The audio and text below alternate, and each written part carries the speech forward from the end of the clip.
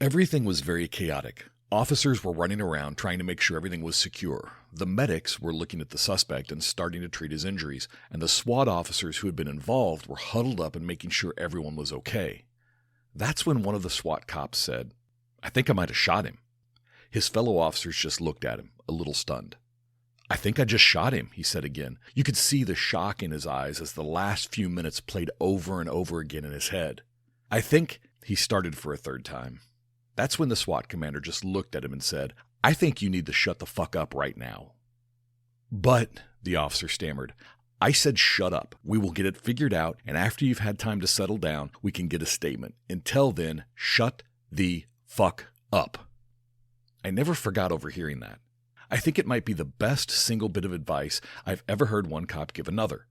A lot goes into investigating an officer-involved shooting, and the last thing we need messing everything up is the statements of a confused, emotional, and stressed-out cop. Follow the steps and shut up.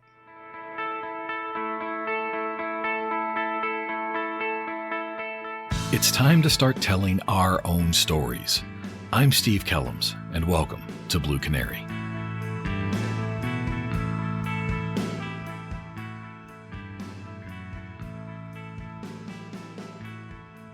Officer-involved shootings are some of the most difficult and important internal investigations you will ever be a part of. Making sure they're done properly at all levels is critically important to the officers involved, the agency, and the community. To talk about this topic, as well as other issues involving internal affairs, I had the pleasure of speaking to Marlon Marrache. Marlon retired from the Los Angeles Police Department after 25 years of service. During his 15 years as a sergeant, he successfully completed an assignment in internal affairs as an associate advocate conducting Board of Rights hearings, as well as being assigned to the Officer Representation Section defending police officers. Marlon, thank you very much for coming on and talking to me. I really appreciate it.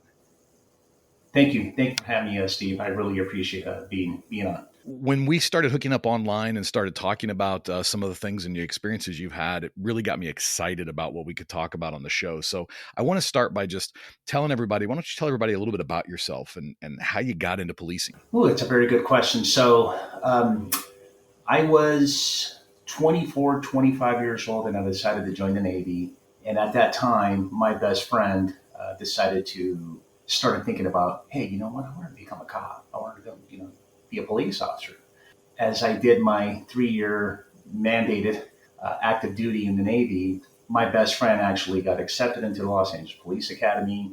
And right when I was finishing up my tour of duty, he started telling me how excited it was. He started telling me how, this is something that I always wanted to do, had in mind. And, we're very, some of us are very pure by influence, that monkey see, monkey do, that old statement, because your friends really motivate you and influence you to do certain things.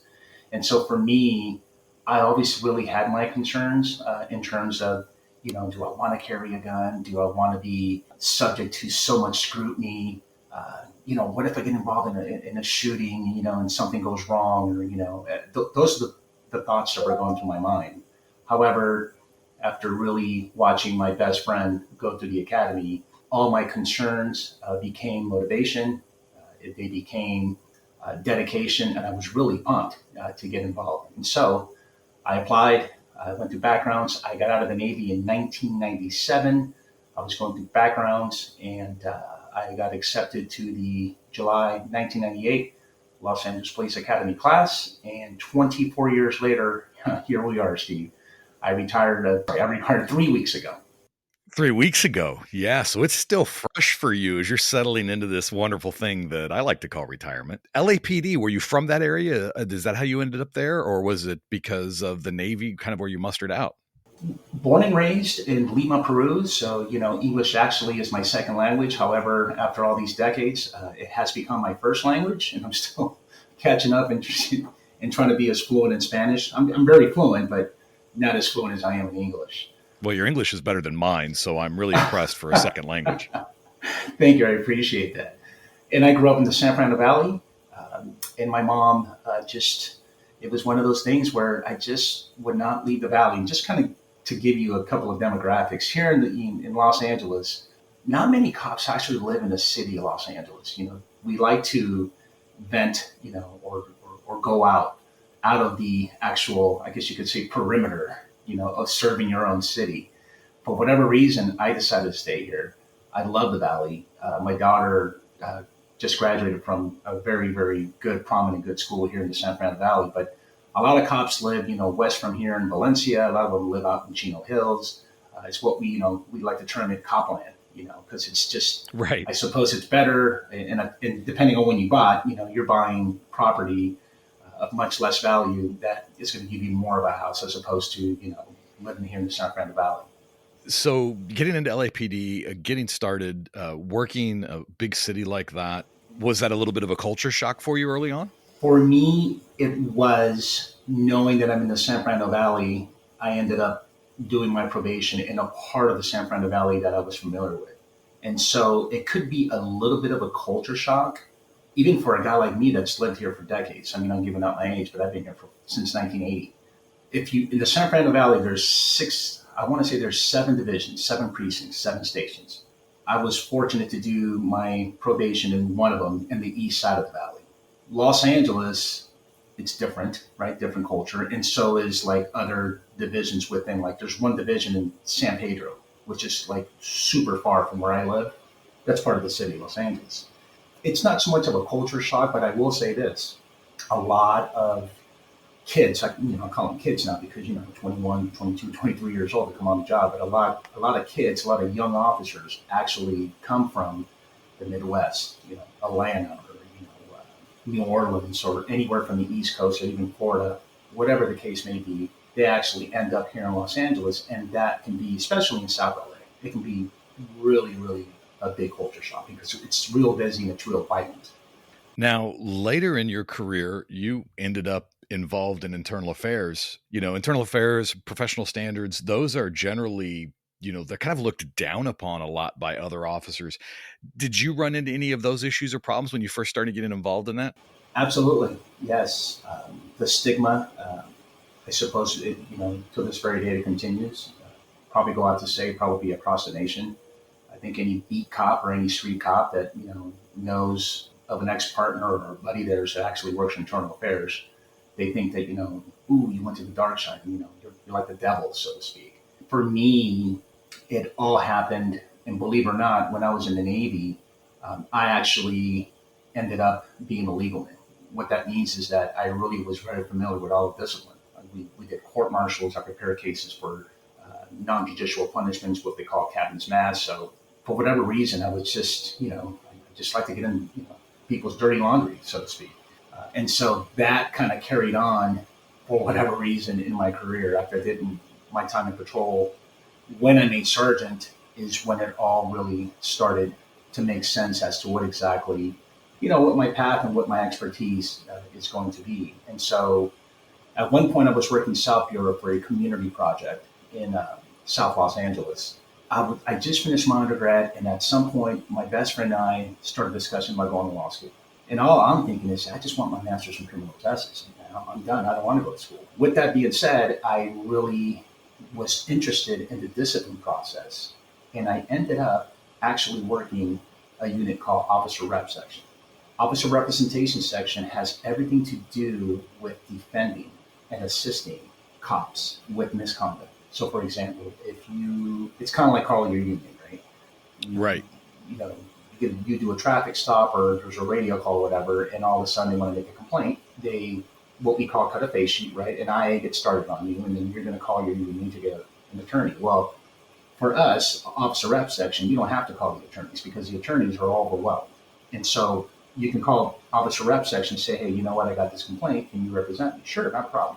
I did a lot of that. However, that was more of a secondary duty, not so much the primary, because the primary was us representatives rolling out to these major incidents. OIS is being the most popular.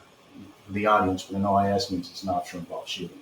Right. So when you guys roll out on that officer-involved shooting as the officer rep sec, are you you're there for the officer's representation, for their assistance, just like a union representative would be, but not at the same level of a lawyer. Is that correct? Yes and no. So the lawyer represents the shooting officer. However, the lawyer and the representative work together, and he or she can sit in, in the preliminary interview, to kind of prep the shooting officer or officers to kind of get an idea of, what happened, right? Because our department compels, we have a compelling process by which we tell officers, hey, listen, I'm compelling you because I have the authority with the chief of police for you to tell me what happened, as opposed to other agencies do it voluntarily. Sure. So that's kind of like approaching it from that Garrity standpoint of as workplace, you have to compel you to give those statements. Right, exactly. It's a Garrity issue, and we call it a Liebharger issue. Practically the same case law. Anyways, as a defense rep, we pretty much prep all the recipient witnesses. So as you may know, the way I like to always explain it is, let's just say you get into an OIS and there's just a primary unit and a backup, right? So you're going to have the sergeant who's arrived at scene, who's got to give the public safety statement. So that's one representation of the. Then you have the other sergeant who had command and control, or maybe the same sergeant did the PSS and maybe had command and control.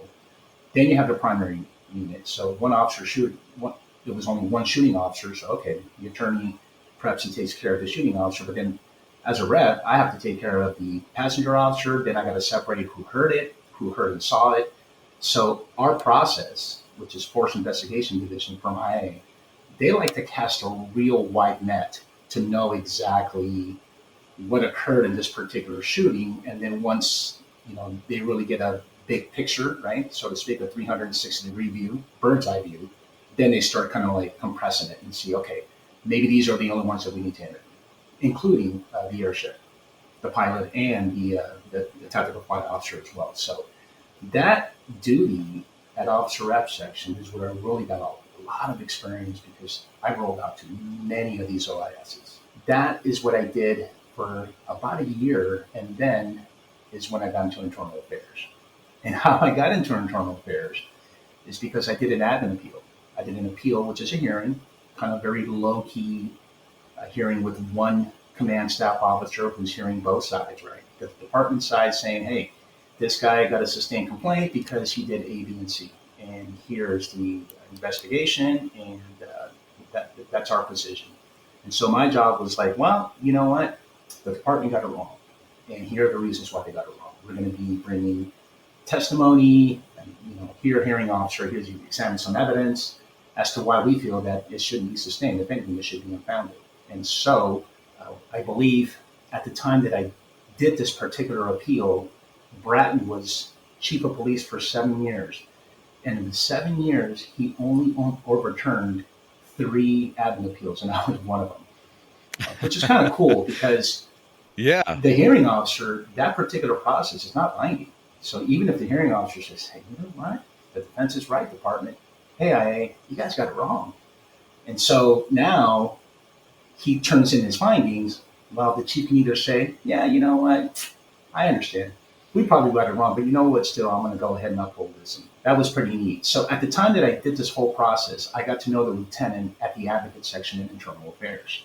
And they advertised a Sergeant 2 spot, which is for us is kind of like an upgrade from a Sergeant 1 to a Sergeant 2. Because it is prestigious, it is a very, you got to be very, very, very good to be in internal affairs. That's the way I see it. Because I'm an internal affairs alumni. I really am. When I say I really am, I really feel that, you got to really pick, the cream of the crop, because what you're really doing is that you're investigating your own. So my philosophy has always been no stone goes unturned. And unfortunately, Steve, all these investigations are just not that way. I got offered a spot, not just to investigate. I got offered a spot to work as an advocate, as an associate advocate. So, of course, everybody's going to ask, well, what's that? What that is my sole job is to put on cases to prosecute, basically, is what it really comes down to. I have a prosecutorial role representing the chief of police, saying that these particular accused employee or employees are being charged with serious misconduct. That's what I was going to say. You've taken that. You're dealing with those really serious ones in which you're going to actually seek criminal charges against, as opposed to performance-based errors or shift-level errors or smaller policy violations. Exactly. The best bang for your buck as an advocate, and the honest truth is, someone's got a false statement or a misleading statement. That's or even some type of perjury, right? Fraud. You copy these reports, and I suppose you plagiarism and all that stuff. But anyhow. False statements being the highest of the highest. The Board of Rights hearing is a process that the Los Angeles Police Department has. If you get brought up on false statements or some serious misconduct, the chief of police says, look, I'm going to direct you to this Board of Rights hearing. It's a 3-panel member, 2 command staff officers, and 1 civilian. However, you also have the option to have 3 civilians. You can pick and choose your process, whichever board you want.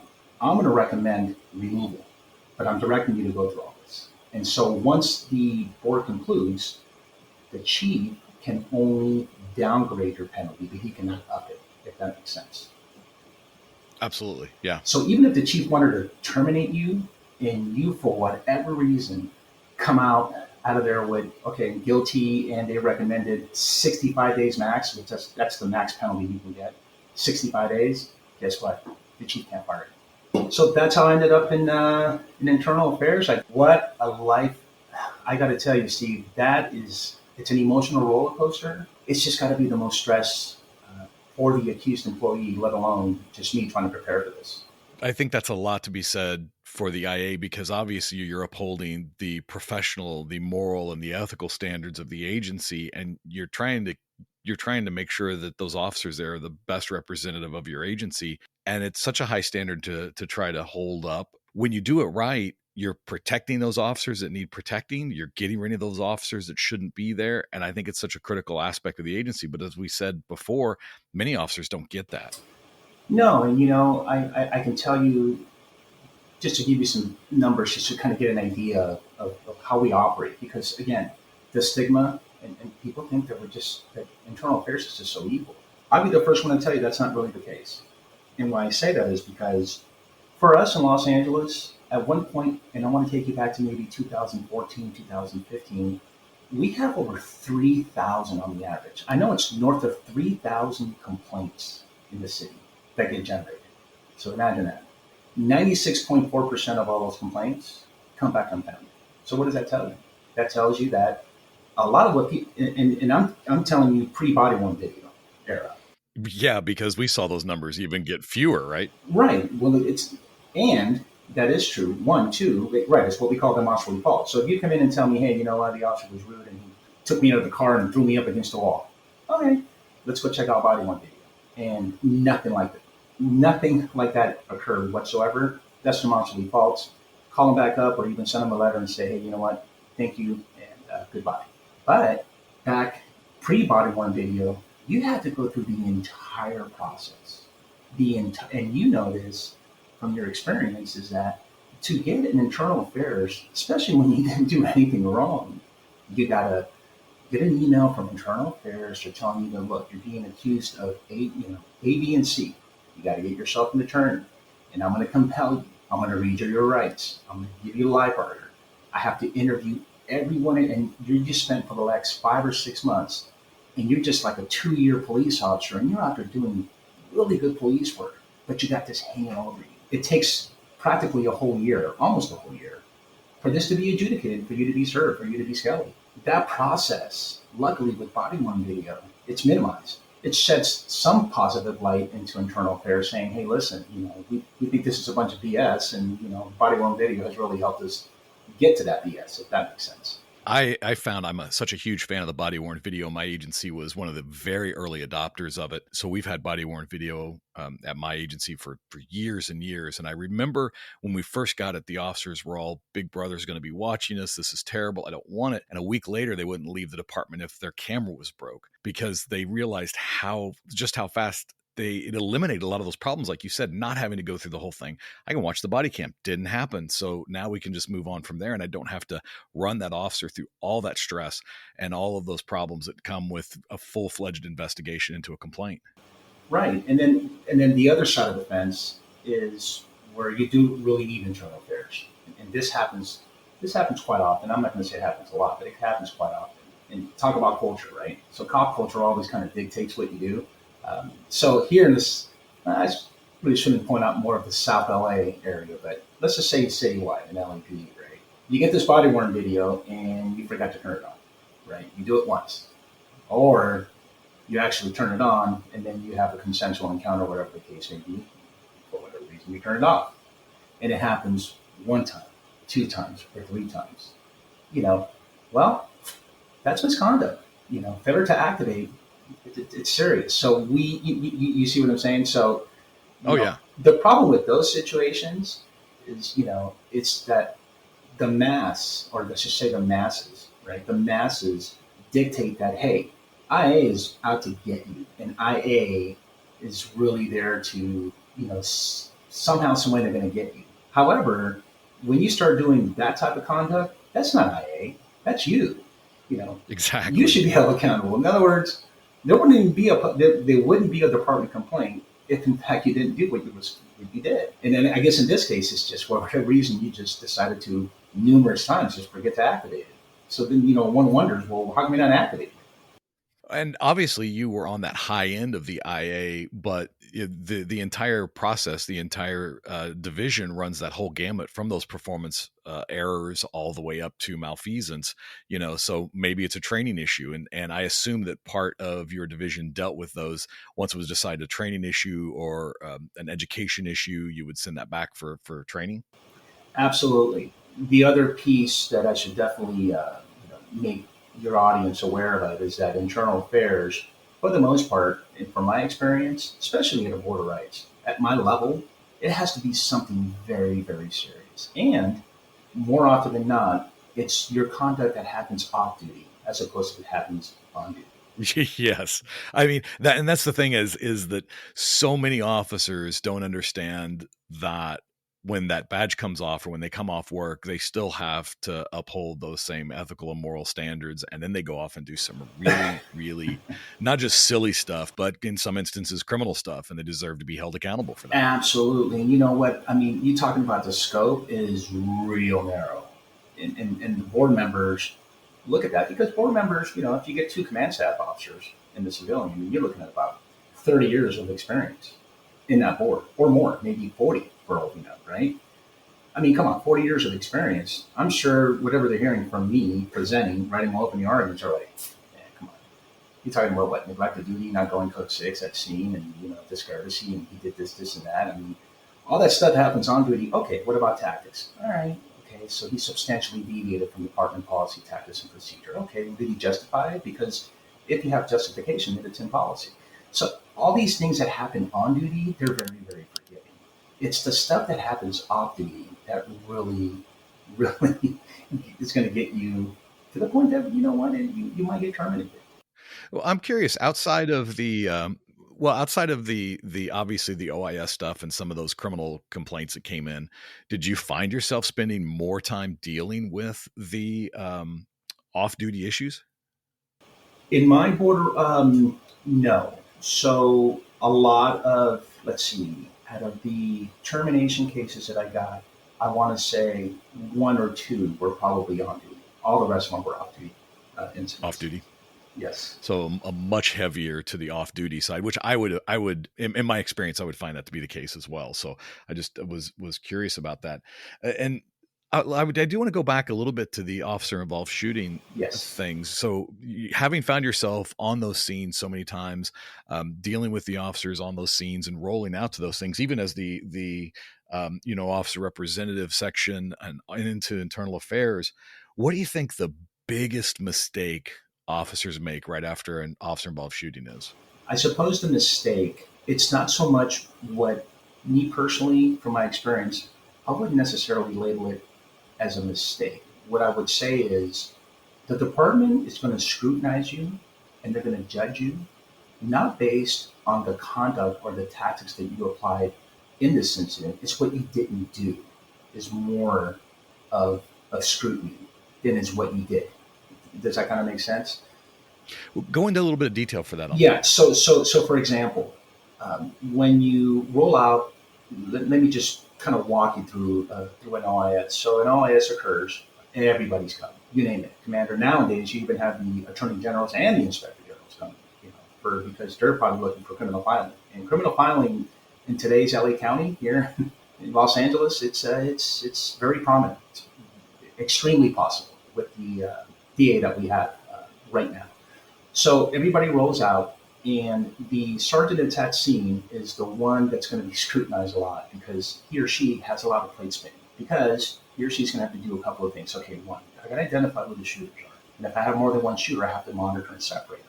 Then I got to call for resources. Hey, I got to get other sergeants here. Hey, you need to go watch. You stand over there, and I'm going to, pretty much admonish you and say, hey, don't speak about what happened.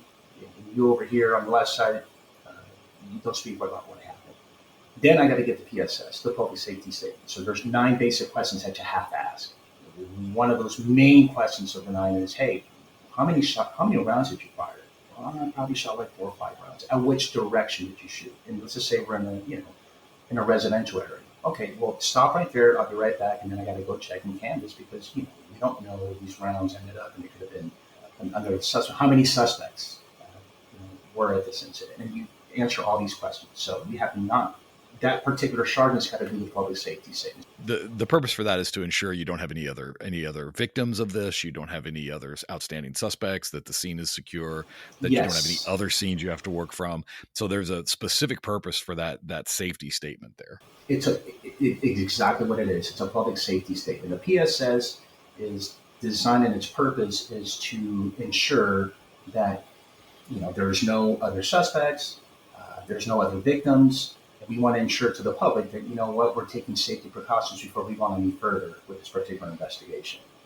And so once that occurs, then comes, okay, who else was there? I got percipient witnesses. Who heard, the shooting? Well, I did. Okay, well, who heard inside? Well, I did. So then you start separating, monitoring those. And then Force Investigation Division from Internal Affairs comes, and the lead detective is pretty much going to run the entire show. At some point through this process, we're going to watch body-worn video, and we're going to do all the compelling things because the department has to, and they want to compel you. They want you need to know, or I suppose we need to know. Tell us what happened, and so that's where we come in. And I have a question about that. The body-worn video. Did you do, or do you recommend allowing the officer to view the video prior to making a statement? Do you force them to make a statement before they view the video, or do you do it simultaneously where they view the video with you and talk about what happened? We all review the video together, meaning the IO from FID, from Internal Affairs, the rep, and myself in this case, and the employee, whoever's being interviewed. We go through the whole thing, and we even say, hey, you can fast forward it. You can watch it as many times as you want. And once you watch the entire video, then I start prepping by myself. We'll go one-on-one in private and start prepping. Which is what I've always recommended. I've always recommended that as the case, but there are a lot of people out there that push, we want a statement without the video. We want to get, what they knew at the time, and the video changes that, which I don't agree with, because you get weird things, because of all the mental stress and all of the, the time dilations and the way in which your mind processes that information can cause so many differences and changes in your perception that I don't like that. But I do see that as a big push sometimes. So I'm glad to hear that you guys actually sat down together, because I've always felt like that was the best way to approach that. Right. And what we call from an evidentiary standpoint is, you don't want any prior inconsistent statements, or you don't want any inconsistent statements. You're absolutely right. I believe that when we first had not body-worn video, but digital in-camera video, yes, in the car, in the shop. I remember several about to this incident where the lead IO told the attorney and myself, we're not going to let him watch the video. As a matter of fact, let me take that back. It wasn't from digital in-car video. It was just independent video from like a roof of a building that they had. And, they want to play hide the ball. Hey, you know what? We want to get their compelled statements, then you can watch the video. So then our decision was, no, I'll tell you what, he's just going to give you a statement, and we go from there. As a matter of fact, we suggested and we advised, just don't watch the video at all. Throughout this whole process, why even watch the video? So what? So you can go back and say, you know what, now that I come think about it, I did this and I didn't do that. I don't remember doing that. So if you want to go by memory, which is, like you said, it's just not a really good practice. What are we trying to do here? We want to be transparent. I mean, if we're going to be transparent to the community, we should also be transparent to ourselves. And our employees, right, and our officers. I mean, that's the whole point of the entire process. Absolutely. We used to have in the OIS process where we had to do a walkthrough, meaning, okay, we're ready for the shooting officer to come back at scene, and he's going to walk us through the whole scenario, what happened. And what they do is they grab these carton circles. It's what we call positioning. So they're going to ask you, okay, I'm compelling you to, tell me what happened. Do you agree? Yes. Okay, great. All right. When you first arrived at the scene, where were you? Well, I was here. Which way were you facing? So right here. So they put the placard. That's what we call placards, right? Right there. And then you just kind of follow along. And again, that was pre-body worn video. But for the sake of the process, and I think we started getting better practices, and we started realizing, and I say we, meaning all of us, including FID, ourselves, we decided that, you know what, maybe that's not the best practice. Why? Because now we have body worn video. Let's just watch the shooting officer's body worn video, and if that video from him or her depicts pretty much the positioning of everybody, depending on the circumstances, depending on what you're watching, then we don't have to go through all this, all these walkthroughs. And then again, for us, meaning from the defense, it avoids that inconsistency.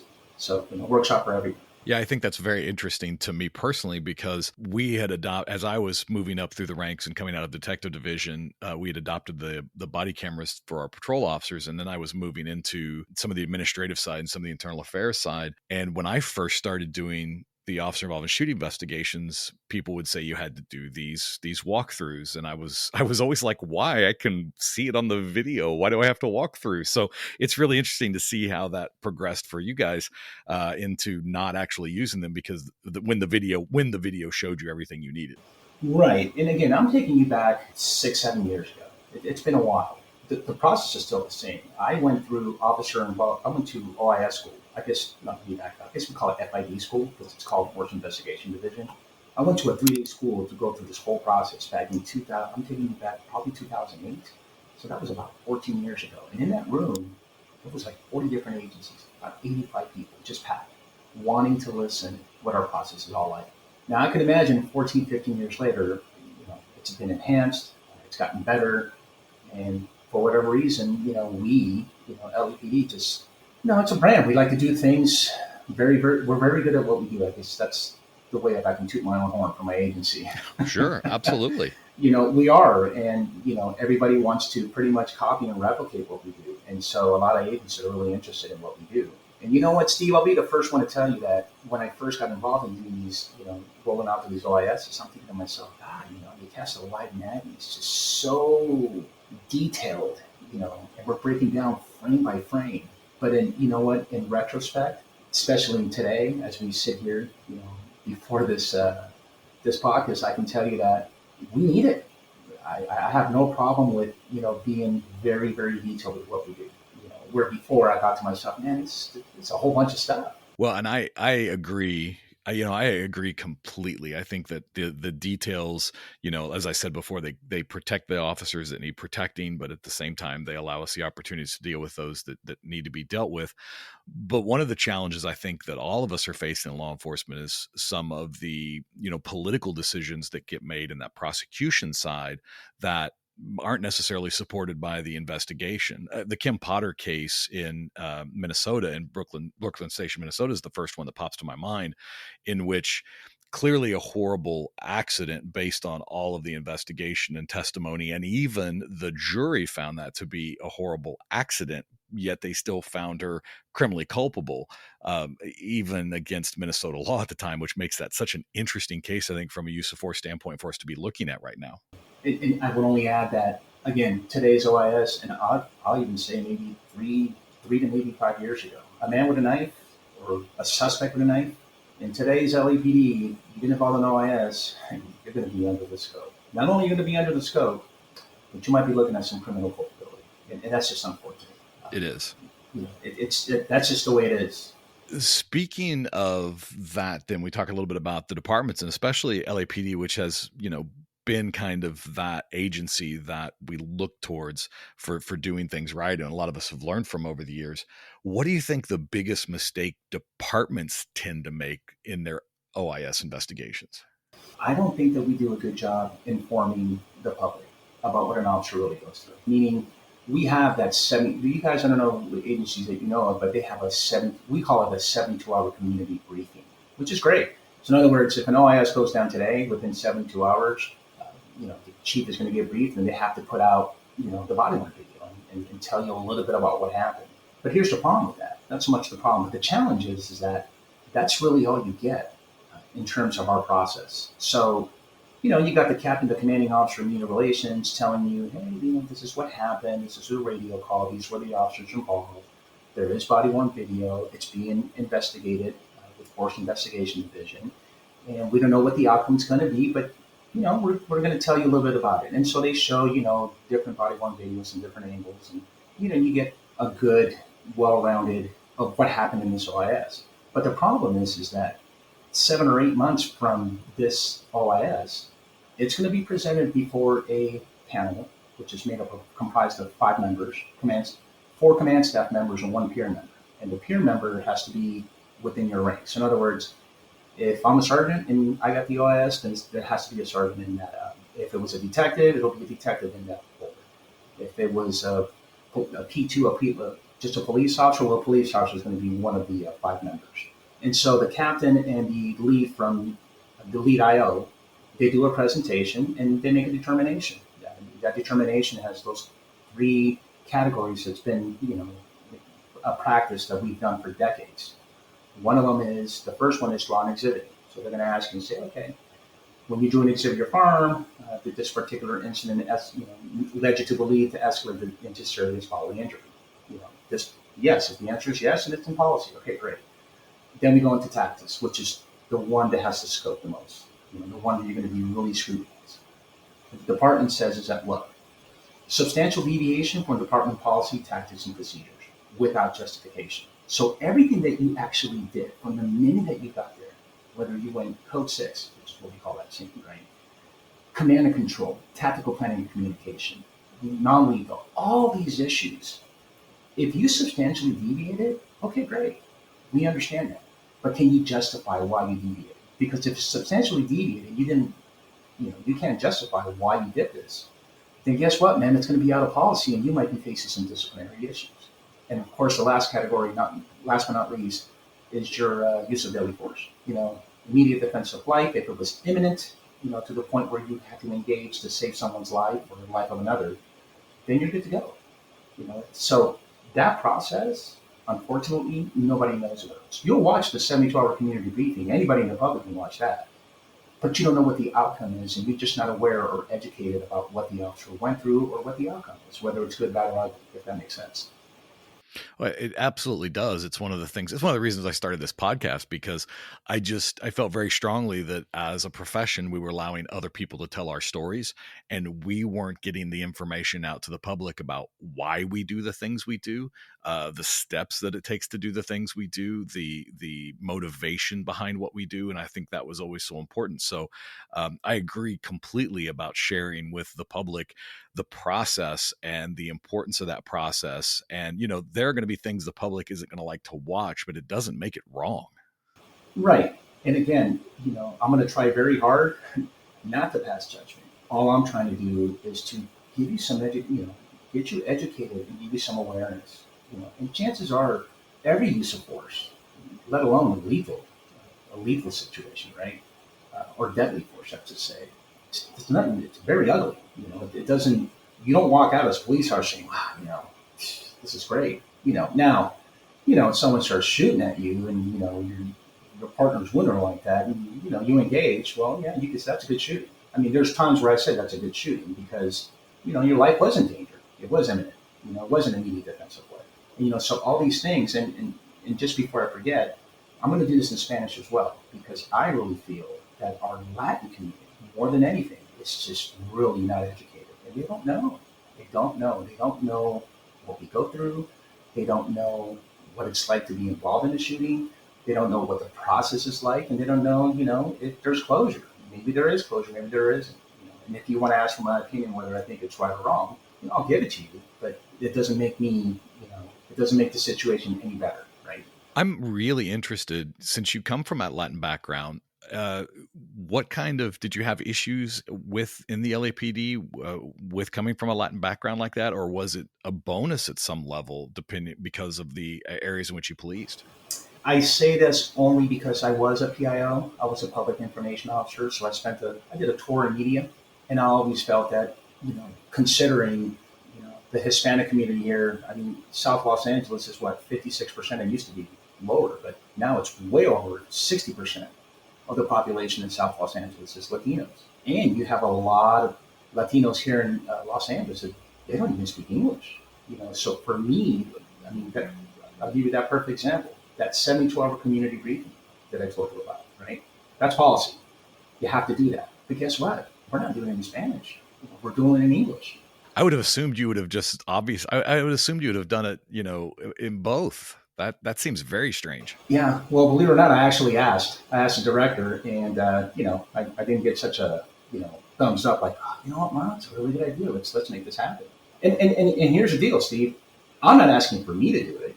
Why don't you just grab a captain, commander, or deputy, whoever? It doesn't matter who. If you're fluent in Spanish, let the Spanish community know. So once I retired, I thought to myself, you know what? Now I'm going to take the opportunity to really inform and to let the Latino community know, hey, listen, you know what? Check out this OIS. And you can explain to you what happened here, what the officer was thinking at the time. I'm not saying it's right or wrong, but I feel that you need to know, or you would want to know. Marlon, this has been absolutely awesome. And thank you so much for talking to me. Is there any one last thing you want to share with our listeners, with the other officers out there, whether it be about the internal affairs process or the officer involved shooting process? Any last tips? Yes.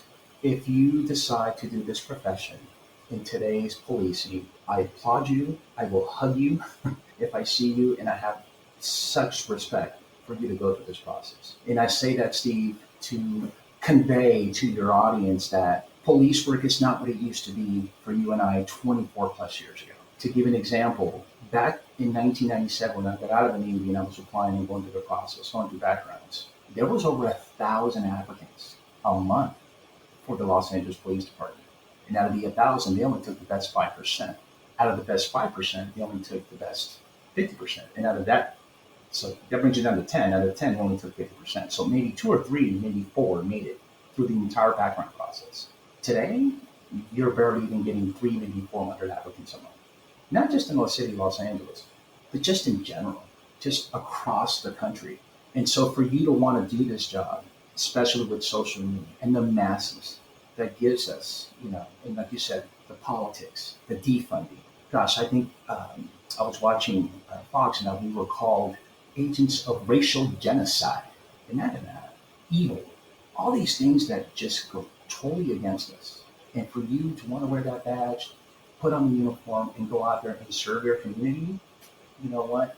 That is, for me, I'm here to help you. I'm here to tell you that police work is the best decision I ever made. I love it so much that I didn't retire just so I can go, to Bora Bora and hang out, for a couple of months and enjoy my retirement pension. I'm doing it for a purpose because I really feel it's time for me to give back. And what I mean by giving back is I just want to share what we used to do and tell you, like, hey, what you do now is definitely more under the scope, but you know what? It's a great job no matter what. Thank you so much, Marlon. I really appreciate it. And thank you, Steve. I really appreciate it. And that's the story we have to tell. Thank you for joining. As always, I'm curious what questions you're getting asked. What isn't the news covering? What story needs to be told? Connect with me at bluecanarypodcast@gmail.com.